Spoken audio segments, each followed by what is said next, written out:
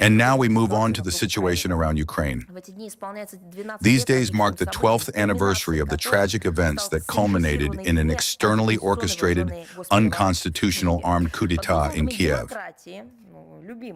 Under the slogans of democracy, beloved freedom of speech, human rights, the fight against corruption, and, of course, promises, naturally, of a bright European future, a militant mob of radicals was controlled and manipulated by Western so-called political elites. This very mob of radicals, manipulated by local nationalists and foreign handlers, overthrew the legitimate government. Ukraine plunged into an abyss of fear, violence, and, in fact, what is probably called the Overton window. I think there is no need to repeat how it all ended, or how it all continues. We see this every day. The Maidan led to a deepening of the split in society, a rampage of nationalism and legal nihilism, the revival of Nazi ideology, the toughening of the struggle against the Russian language and history, the worsening of the economic situation, and the collapse of social and state institutions in Ukraine as such.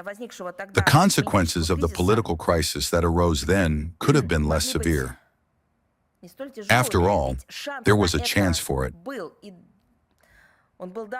It was provided by the agreement signed on February 21, 2014, by the then President of Ukraine, Yanukovych, and opposition leaders, with the mediation of Germany, France, and Poland.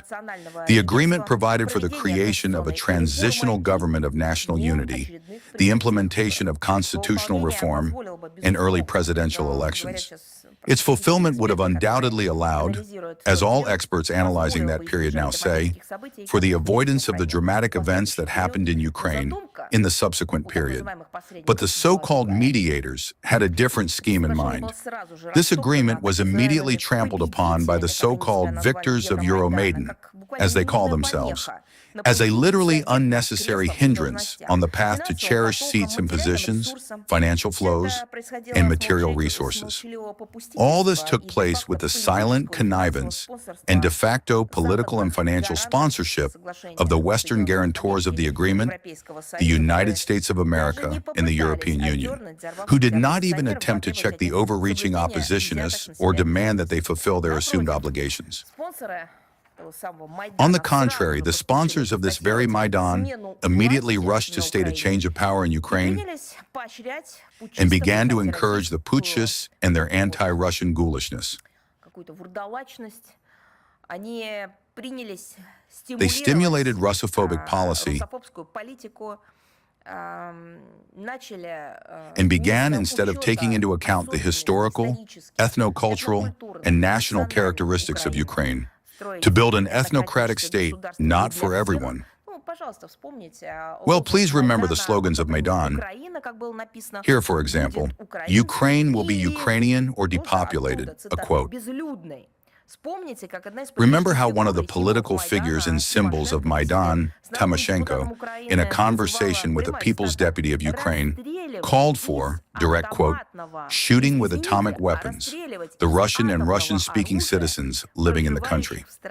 This is normal for the political, so to speak, reality.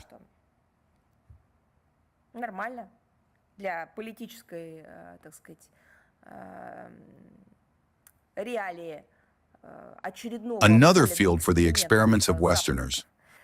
The further development of the situation is well known.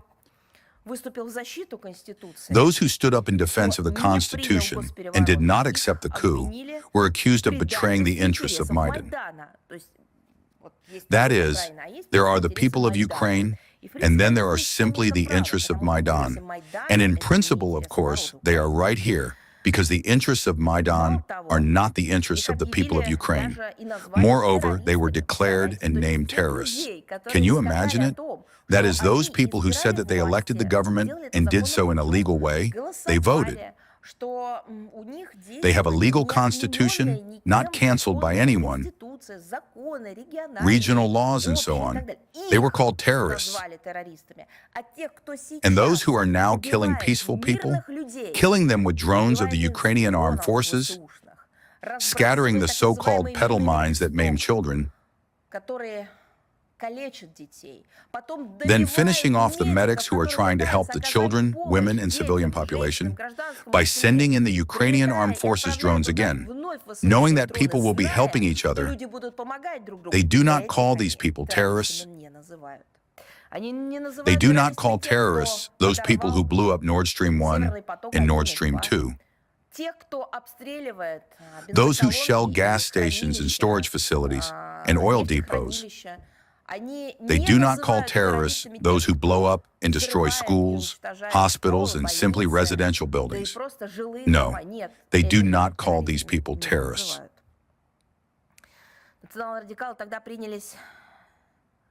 The national radicals then began a merciless extermination. Specifically, I emphasize, of the population of what was then Ukraine in the relevant regions, who were speaking about the absolute anti-constitutional act taking place in Ukraine under the influence of external forces, and who advocated precisely for the preservation of the constitutional order.